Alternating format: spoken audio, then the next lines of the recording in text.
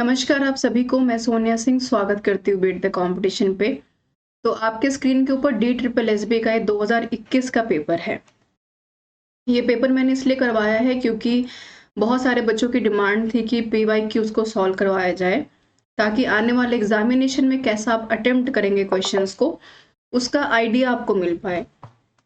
तो मैं यहाँ पर मैथ्स वाले सेक्शन को छोड़ करके बाकी सारा सेक्शन और जो आपका मेन कंसर्न है, जैसे अब मान लीजिए इंग्लिश का पेपर है, तो ये PDF जो है टेलीग्राम पे मैं शेयर कर दूंगी, तो वहां से जाकर के बच्चे खुद जो है इंग्लिश का पेपर अपना पूरा अटेम्प्ट कर पाएंगे। क्योंकि अगर मैं पूरा पेपर अटेम्प्ट करवाऊंगी तो बहुत टाइम टेकिंग चीज हो जाएगी ये। तो जो आपकी जर्नल चीजें हैं, जैसे हिंदी है, इंग्लिश है, टीचिंग एप्टीट्यूड है, वो सारी चीजें मैं यहाँ पर आपसे कवर करवाऊंगी। और आपको ध्यान किस चीज का रखना है कि जो जो भी चीजें आप यहाँ पर पढ़ते चले जाएंगे, उसका आपको एक बेसिकली पेन पेपर नोट बना लेना है कि 2021 में इंग्लिश में ऐसे सवाल पूछे गए थे, या फिर टीचिंग एप्टीट्यूड में इस सेक्शन से सवाल पूछे गए थे। DSSB का ये जो कंप्लीट लेक्चर है, आप ये ध्यान रखेंगे कि आने वाले जो एग्जामिनेशन है उनकी ट्रांसपेरेंसी आपको क्रिएट करेगा, ताकि आप ये जान पाएं कि आने वाले दिनों में कैसे सवाल आपको देखने को मिलेंगे। ठीक है, तो वीडियो को शुरू करते हैं। तो आप ये देख पाएंगे स्क्रीन के ऊपर जो PDF है, इसका टेलीग्राम चैनल का लिंक डिस्क्रिप्शन बॉक्स में है, तो वहां से जाकर के आप पूरा यहाँ पर पढ़ पाएंगे। मेंटल एबिलिटी का जो पूरा सेक्शन है वो सारी यहाँ पर सॉल्व करवाएंगे। बाकी अगर आप खुद को भी सॉल्व करना है तो जो टेलीग्राम चैनल है हमारा बीट द कंपटीशन, वहां पर जाकर के आप जो है चीजों को पढ़ पाएंगे और खुद PDF को डाउनलोड करके, क्योंकि आंसर्स भी दिए हुए हैं, तो वहां से आप खुद भी जो है चीजों को पढ़ पाएंगे। ठीक है, जनरल अवेयरनेस का ये सेक्शन है, 2021 का इंग्लिश का आपका पेपर है, तो यहाँ से हम शुरू करने जा रहे हैं। देखिए, जनरल अवेयरनेस में करंट की जो चीजें हैं वो तो आपको आज के हिसाब से याद करनी पड़ेंगी, लेकिन आप ये जान पाएंगे कि सवाल बने कहाँ से थे और कैसे सवाल आगे देखने को मिल सकते हैं। अच्छी बात यह है कि जो आपका जनरल अवेयरनेस का पूरा सेक्शन है वो मैं ऑलमोस्ट कवर करवा चुकी हूँ लूसेंट से, तो वो पूरी वीडियो भी आप जाकर के भी देख पाएंगे। तो शुरू करते हैं। सबसे पहला सवाल देखिए, इन्होंने पूछा है नौखरी से लेकर के, ये आप देख पाएंगे स्क्रीन के ऊपर। कह रहे हैं कि जो नुआखाई है या नौखरी है is an agriculture festival mainly observed by the people of following state. तो किस स्टेट में इसको जो है मनाया जाता है? गुजरात, ओडिशा, वेस्ट बंगाल, महाराष्ट्र। हिंदी इंग्लिश दोनों में आप देख पाएंगे। तो इसका जो राइट ऑप्शन रहा आंसर की के मुताबिक ये था ओडिशा। तो ये आपको ध्यान में रखना है। मुझे आपको कमेंट करके आपको ये बताना है कि महाराष्ट्र में कौन सा जो मशहूर फेस्टिवल हम लोग मनाते हैं, आजकल चल भी रहा है, तो जरूर बताइएगा एक बार। ठीक है, आगे चलते हैं। और उसको शुरू किसने किया था ये भी बताइएगा। थोड़ा सा हिस्ट्री का भी क्वेश्चन हो गया और साथ में आपको ये बताना है कि मशहूर फेस्टिवल कौन सा है। क्वेश्चन नंबर 22 को हम लोग देखेंगे और सवाल नंबर 22 आपसे पूछा गया है, folk music tales from Mahabharata are sung as a ballad. कह रहे हैं कि लोक संगीत में महाभारत की गाथाओं को लोक गाथा के रूप में गाया जाता है। कैसे, क्या बोलते हैं हम उसको? सोहर बोलते हैं, ठीक है, पंखिड़ा बोलते हैं, या हम यहाँ पर पंडावनी बोलते हैं, या मांड बोलते हैं। तो आपको बताना है। सोहरा आपने बहुत बार सुना होगा, जो कि शादियों में जो है बेसिकली जो आपका ये बुंदेलखंड वाला पूरा पूरा रीजन है यूपी बिहार का, वहां पर बहुत हद तक गाया जाता है। आप मुझे कमेंट करके बताइए कि पंखिड़ा यहाँ पर क्या है, और इसका राइट आंसर हो जाएगा मांड। कुछ नहीं है, मांड इज बेसिकली एक एरिया पर्टिकुलर का भी नाम है जो आपको ध्यान में रखना है। और मांड जो है एक खाने की भी चीज होती है, टेबल भी होता है, तो उसको भी कंसिडरेशन में रखते हैं। तो आपको यहाँ पर पंखिड़ा एक बार देख लेना है। ठीक है, महाभारत एज ए संग एज ए बैलेड, तो कह रहे पंडावनी उसको बोला जाता है। ठीक है, इस चीज का ध्यान रखिएगा, पांडवों से याद रखिएगा पंडावनी। आगे चलते हैं। नेक्स्ट क्वेश्चन आपसे पूछा गया है, ये है लोक संगीत को लेकर के, और ये पूरा का पूरा ये वाला क्वेश्चन था ना। बैंक का राष्ट्रीयकरण वर्ष 1969 में नहीं किया गया था।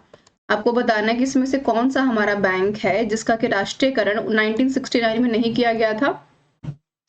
तो इलाहाबाद बैंक का कर दिया था, बैंक ऑफ इंडिया का हो गया था, यूनाइटेड बैंक ऑफ इंडिया का हो गया था, नहीं होने में आंध्रा बैंक का नहीं हुआ था।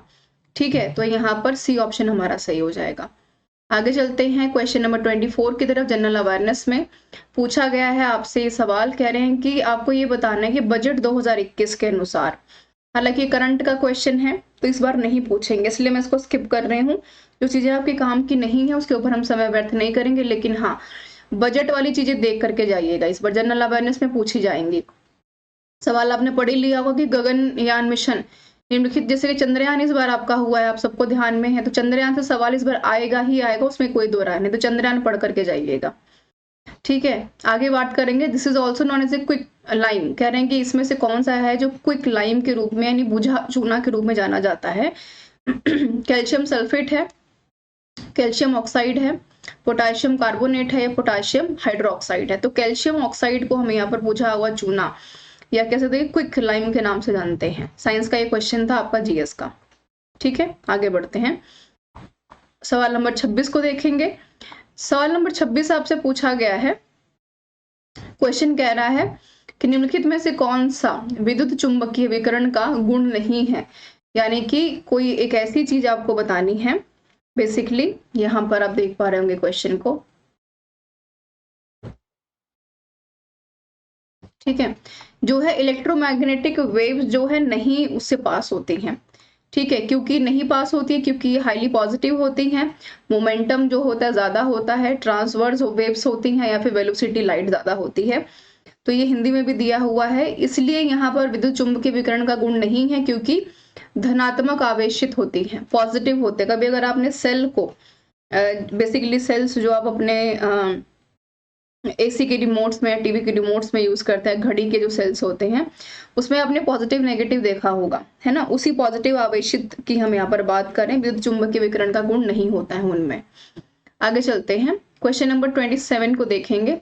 27 क्वेश्चन आपसे पूछा गया है, कह रहे हैं कि सॉइल बतानी है लोकली कॉल्ड रेगुर, मृदा जिसे स्थानीय रूप से रेगुर कहा जाता है।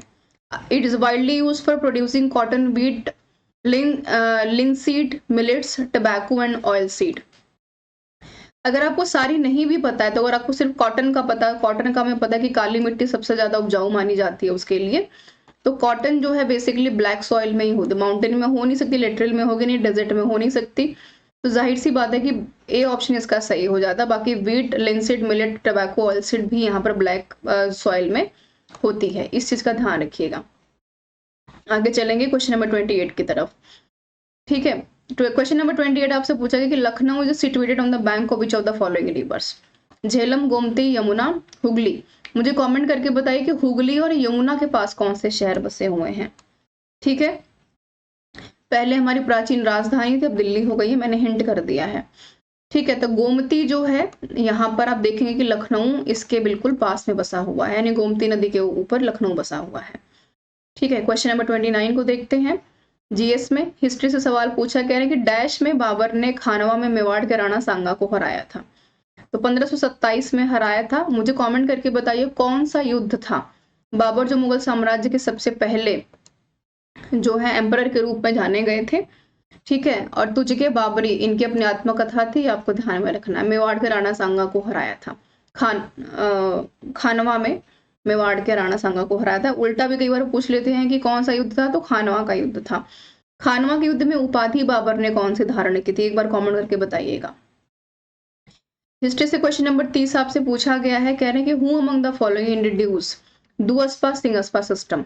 ठीक है, whereas by the specific noble was to maintain double to the number of the horsemen. कह रहे हैं कि दुअस्पा सिंगस्पा एक टर्म थी ये, जिसमें कि सैनिकों को बढ़ावा देने की बात कही गई थी। तो अकबर ने नहीं किया था, अकबर से दिन इलाही इबादत खाना आपसे पूछेंगे, बाबर से उनकी आत्मकथा पूछ लेंगे, औरंगजेब से बेसिकली उनकी आत्मकथा पूछते हैं, या फिर आलमगीर एक टाइटल उनको दिया गया था, है ना, ये यहाँ से पूछ लेते हैं। जहांगीर ने किया था, तो इस चीज का ध्यान रखिएगा। जहांगीर की बात हो रही है तो बिल्कुल नहीं भूलना है आपको, जहांगीर से बिल्कुल आप जहांगीर जुंटा ये काफी फेमस होता है, हालांकि इतना डिटेल में आपसे नहीं पूछेंगे बट फिर भी याद रखिएगा। Question number 31, who prescribed over the Lahore session for Indian national Congress 1929। Jawaharlal Nehru ने किया था, बिल्कुल सही है, ये काफी कॉमन है। दादा भाई नौरोजी को हम ओल्ड ग्रेट मैन के नाम से जानते हैं, Mahatma Gandhi as we know father of nation, और ये बाल गंगाधर तिलक से जो लाल बाल पाल के नाम से जाने जाते हैं। और जो मैंने आपसे अभी भी हाल फिलहाल में महाराष्ट्र वाला सवाल पूछा था, उससे जुड़ा हुआ ये आंसर भी है। इसको चीज़ को ध्यान में रखिएगा। जो मैंने पूछा था कि महाराष्ट्र में कौन सा उत्सव बहुत धूमधाम से मनाया जाता है, हिंदी में आप देख पाएंगे। क्वेश्चन नंबर 33 को देखेंगे। ठीक है, 33 क्वेश्चन आपसे पूछा गया है। पहले 32वां देख लेते हैं, स्किप हो गया है 32। ठीक है, कह रहे हैं कि निम्नलिखित में से कौन 7 मई 2021 को शपथ लेने के बाद तमिलनाडु के नए मुख्यमंत्री बने। तो ये आपको बताना है। ये करंट का पार्ट है, आपसे नहीं पूछेगा, लेकिन वर्तमान 2023 में जिन जिन मुख्यमंत्री नए नए राज्यों में बने हैं, या यूटीज की हम बात करें, स्टेट्स की बात करें, तो सवाल यहाँ से बन सकता है। ठीक है, हालांकि मुथुवेल करुणानिधि स्टालिन ये काफी फेमस है, एक अच्छी पर्सनालिटी है, तो ये भी आपको ध्यान में रखना। तमिलनाडु में ये अभी वर्तमान में मुख्यमंत्री भी हैं। 33 देखेंगे। Who among the following won the Oscar 2021 to best actor in the leading role. तो बिल्कुल मूवीज से सवाल पूछा गया था। केबीएस में भी इस बार खूब सवाल ऑस्कर से, बेस्ट एक्टर एक्ट्रेसेस से सवाल पूछे गए थे। तो एंथोनी हॉपकिंस ये राइट आंसर हो जाएगा, ऑस्कर जिनको मिला है बेस्ट एक्टर के लिए। आगे बात करेंगे, हिंदी में आप देख लीजिएगा। 34 है। Italy has launch the first ever mega food park project which of the following states of India April 2021। कह रहे हैं कि मेगा फूड पार्क परियोजना शुरू की गई थी कहाँ, गुजरात में शुरू की गई है। इस चीज का ध्यान रखिएगा। गुजरात में एक बड़ा फेमस डैम है, उस डैम का नाम जरूर बताइए कमेंट करके। वीडियो को 1.5x पे करके जरूर देखिएगा ताकि आपके समय की बचत हो।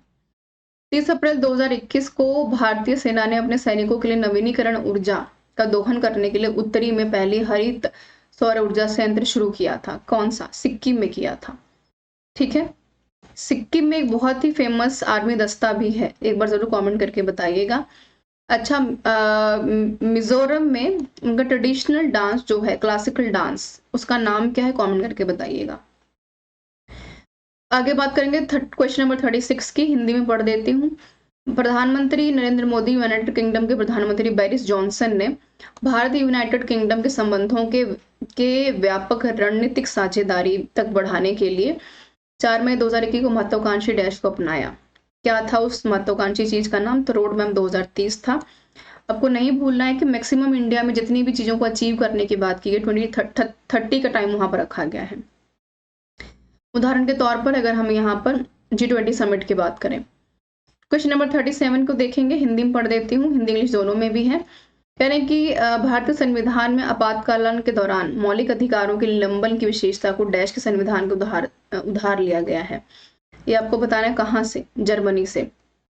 इसके अलावा कौन सी चीज कौन से संवैधानिक देश से ली गई है, इस चीज को पूरा आपको पढ़ना है, इसको एक बार स्टार मार्क कर लीजिएगा।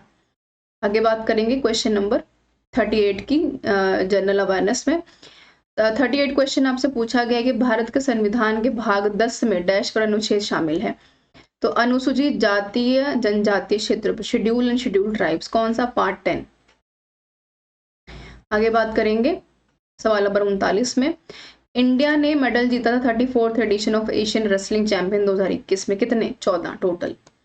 ठीक है, आगे बात करेंगे, करंट का पार्ट है, स्किप कर सकते हैं।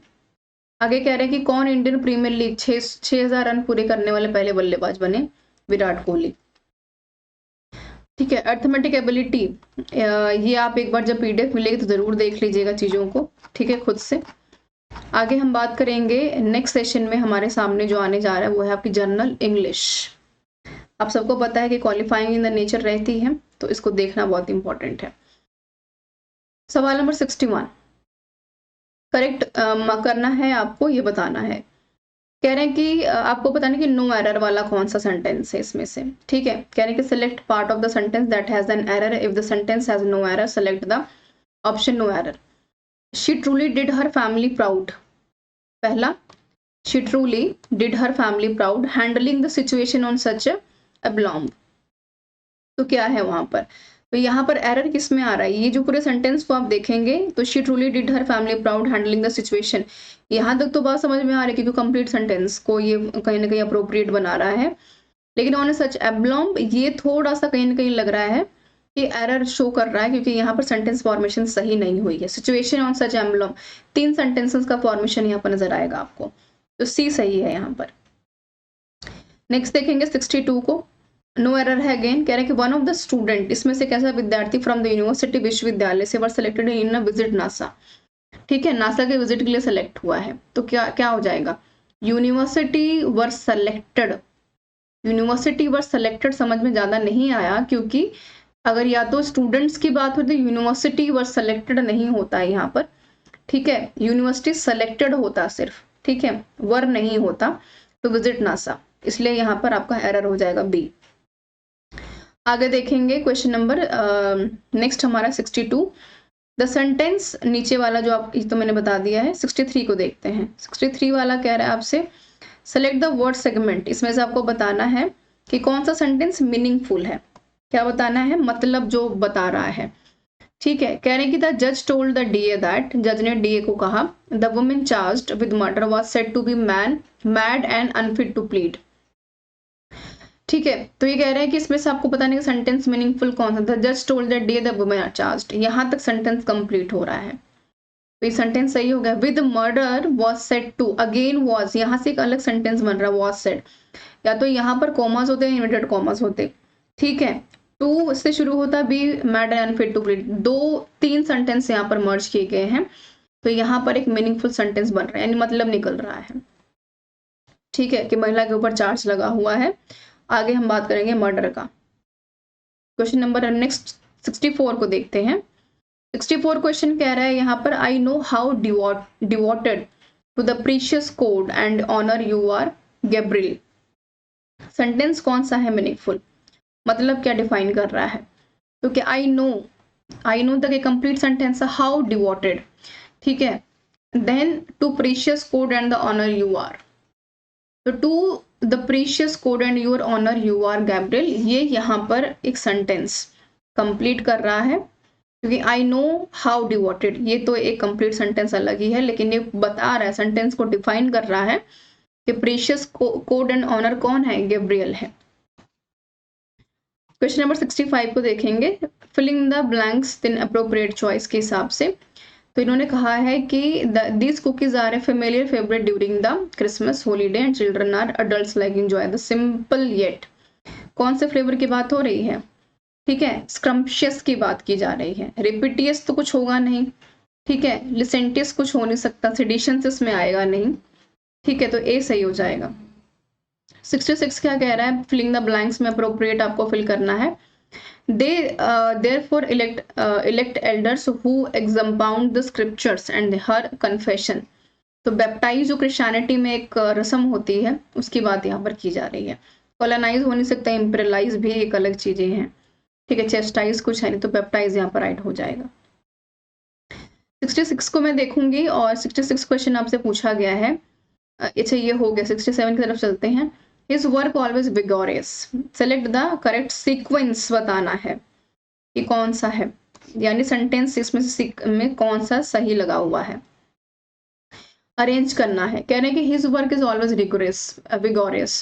अभी यहाँ पर आपको सही करना है कि इसके आगे वाला क्या होगा, to wait the evidence और to complete नहीं है, take a comprehensive view of a Persian who never pauses but the impetus motives of the spirit।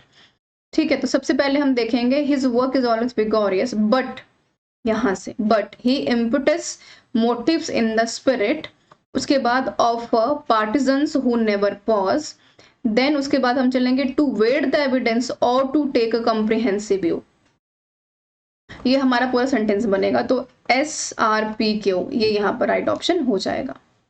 67 की तरफ चलते हैं, और सवाल आपसे पूछा गया है 68 की तरफ। ठीक है, सिनोनिम्स बताना है जी आपको, सेम वाले कौन से वर्ड हैं जिसे हम समानार्थी बोलते हैं हिंदी में। ठीक है, क्लोरिक, इरिटेबल। ठीक है, आगे चलते हैं। आगे इन्होंने पूछा है ऑब्जेक्ट, ठीक है, ऑब्सिकस। आगे चलेंगे, नेक्स्ट क्वेश्चन इन्होंने पूछा है यहाँ पर चूज द करेक्टली स्पेल्ड, सही क्या है, अकॉर्ड, अकॉलिड, अकॉलिडी, अकॉल्ड। ठीक है, तो अकॉलिड यहाँ पर जो है वो राइट ऑप्शन हो जाएगा, सही जो प्रोनाउंस हो रहा है। ठीक है, इम्यूटेबल, ये तो बहुत बार सुना है हमने, इम्यूट से बना इम्यूटेबल, इम्यूटेबल, इम्यूटेबल, इम्यूटेबल, तो इम्यूटेबल यहाँ पर जो ए ऑप्शन है ये सही है। आगे चलते हैं, स्पेल वर्ड ऑप्शंस की बात की है इन्होंने, ठीक है। ये रिपीटेड है क्वेश्चन 71 71 के बाद हम चलेंगे 72 की तरफ। आपको बताना है यहाँ पर meaning of the given idiom break the ice, ठीक है। क्या है? Breaking down the social stiffness and awareness awkwardness, या फिर रियून करना है सम हैप्पी मोमेंट को, खराब करना है, या फिर सक्सेसफुल बनाना है जो आउटकम हम निकालेंगे, या डिफिकल्ट चॉइसेस का को यहाँ पर जो है डिलेमा की बात हो रही है। तो ब्रेक द आइस क्या है? ब्रेक द बैरियर्स की बात हो रही है, ठीक है। तो somehow breaking down social stiffness and awkwardness. आगे बात करेंगे हम क्वेश्चन नंबर नेक्स्ट की 74 में, जिन्होंने बोला है expressive given below relations of the animal and plants of their surroundings animal and inanimated. तो कहाँ से जुड़ा है ये? आपका सराउंडिंग इकोलॉजी से। डेमोग्राफी तो पॉपुलेशन, एपिग्राफी कुछ है नहीं, ठीक है। एथनोलॉजी यहाँ पर हो नहीं सकता, तो इकोलॉजी राइट हो जाएगा। ओके, नेक्स्ट चलते हैं। यहाँ पर हम साइंस की बात कर रहे हैं कि डील करता है physical history of the earth के साथ, इसको हम बोलते हैं जियोलॉजी, ठीक है, भूविज्ञान की जो हम बात करते हैं। आगे चलते हैं क्वेश्चन नंबर 75 की तरफ। वन वर्ड बताना है आपको। कह रहे कि science that deals with the physical history of the earth क्या है? जियोलॉजी। वन वर्ड की हमने बात की। ये जो पैराग्राफ आप देख पा रहे हैं 76 से, इस पूरे पैराग्राफ को जब आपको पीडीएफ मिलेगी तो तसल्ली से पढ़ लीजिएगा, खुद से सॉल्व करने की कोशिश कीजिएगा। तो पैराग्राफ के ऊपर ही बेस्ड है ये सारी की सारी चीजें, ठीक है। ये आपको ध्यान में रखना है। तो 76 से 80 तक के जितने भी क्वेश्चंस आपको यहाँ नजर आ रहे हैं, ये सारे के सारे क्वेश्चंस इन्होंने दे रखे हैं with the help of the paragraph, ठीक है। तो इस चीज का ध्यान रखिएगा। हालांकि आंसर्स भी मेंशन कर रखे हैं, तो आपको दिक्कत यहाँ पर नहीं होनी चाहिए। ओके, नेक्स्ट क्वेश्चन में हम डिस्कस करेंगे हिंदी को। ऑप्शन आपको दे रखा है 81 क्वेश्चन में। संधि विच्छेद करना है जी आपको। महिषर, महिषर, ठीक है। संधि विच्छेद महिषर, ये आप देख पा रहे होंगे। आगे चलते हैं। संधि विच्छेद में है व्यूह, ठीक है, व्यूह रचना की जो हम बात करते हैं, व्यूह, ठीक है। मीनाक्षी, मीन के समान अक्ष। क्वेश्चन नंबर यहाँ पर 84 को देखेंगे। इन्होंने बात की है उपसर्ग में बने शब्द का सही विकल्प चुनना है आपको, ठीक है। तो साम्राज्य है, गिनती, होनहार, अपव्यय, अप लगा है आगे, अपव्यय, ठीक है। आगे बात करेंगे उपसर्ग से बने शब्द का सही विकल्प चुने, ये से रिपीटेड है, अपव्यय है। देन प्रत्यय से बने हैं जो दर्शनीय, ठीक है, दर्शनीय यहाँ पर अपव्यय से बना है। आगे चलेंगे 86 की तरफ। अर्थ बताना है उचित विकल्प का। कृषक, हलवाहा, किसान से जुड़ा है। पुंडरिक नहीं है, मोहन, अजीत भी नहीं है। आगे आपको युग्म शब्द जुड़ा हुआ जो सही है। देवी, सरस्वती, यश। वर देने वाला कौन होता है? यश। विधेय, विपन्न, यश एक छंद, तो वर देने वाला यश होता है। आगे है यहाँ पर सही युग्म, ये मैंने बता दिया, वर देने वाला यश है। आगे ये कह रहे हैं कि ये कैंडिडेट्स को हम ग्रेस मार्क्स देंगे क्योंकि क्वेश्चन इन्होंने गलत पूछा था। आज की खिचड़ी अच्छी बनी है, क्या है ये? संभाव अर्थ की बात हो रही है, ठीक है, ये सही हो जाएगा। संभव की बात हो रही है ना, कहाँ पे संभावना है, संभव है आज की, क्योंकि आप किसी चीज के बारे में हाइपोथेसिस बना रहे हैं, प्रोडिक्शन कर रहे हैं।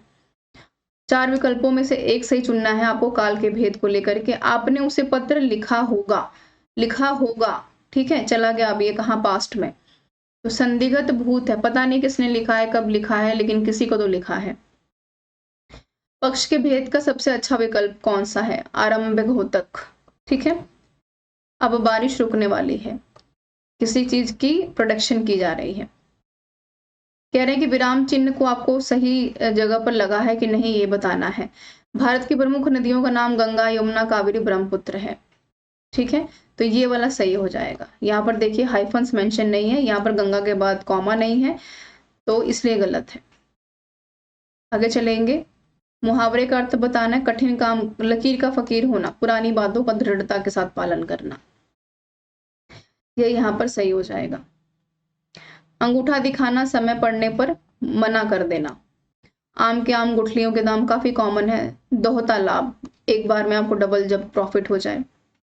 ये पैराग्राफ है, जब आपको पीडीएफ मिलेगी तो 96 से लेकर के 100 तक, 96 से लेकर के 100 तक के जितने भी क्वेश्चंस यहाँ पर आपको मिलेंगे with the help of the paragraph, उसको आप सॉल्व कर लीजिएगा। ये शुरू हो गया आपका डिसिप्लिन, यानी कि इंग्लिश की हमने शुरुआत की थी, इंग्लिश के पेपर फीमेल वाले पेपर के, तो यहाँ पर ये शुरू हो गया है। तो जिन बच्चों का इंग्लिश का पेपर है पीजीटी में या ट्रेन ग्रेजुएट टीचर में, इंग्लिश जर्नल दोनों देख करके जाइएगा। इसकी PDF Telegram channel beat the competition पे आपको मिल जाएगी। ये फर्स्ट सेशन था। एक बार कमेंट करके बताइए कि सेशन आपको कैसा लगा। अगर यूजफुल है तभी मैं आगे कंटिन्यू करवाऊंगी सेशन को। अगर ऐसा लग रहा है कि और एक्सप्लेनेशन की नीड है तो आप जरूर बताइएगा। ये इसलिए है क्योंकि इन शॉर्ट आपको बस दिखा करके क्वेश्चंस को आगे बढ़ना है, बाकी का काम आपको पीवाईक्यू जब मिल जाएंगे तो दोबारा से, क्योंकि आंसर्स भी दिए हुए हैं, तो आपको खुद से एक बार रिवाइज करना है, ताकि आप ये जान पाए कि आने वाले दिनों में कैसे क्वेश्चंस की फॉर्मेशंस यहाँ पे देखने को मिलेगी। This is all about this session everyone. Thank you so much for being in this. का पार्ट 2 टीचिंग एप्टीट्यूड का मैं लेकर के नेक्स्ट सेशन में हाजिर रहूंगी आपके सामने। Thank you so much for being with me.